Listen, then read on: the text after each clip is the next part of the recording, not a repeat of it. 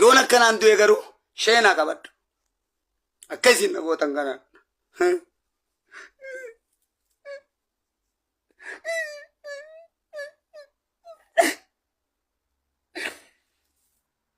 Dhiifama. Waan isaan irratti hojjetan dhala. An jaalalatiin yaama. Ummata faca'ee na hojii walitti jaaraa jeetii yaama. Akkuma isin beektan kana ummata argee kana bifa hedduun itti duuluudhaan lafa isaan irraa ummata qabaataa hiyyoomsuudhaan qabsoo ummata Oromoo irratti biyyayyuu faffacaasan.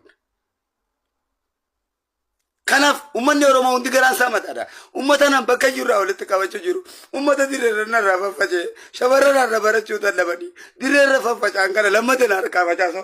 Maal jechuudha? Mee saba Oromoo naa laalame? Mee dubbii xiyya sana naa laalame?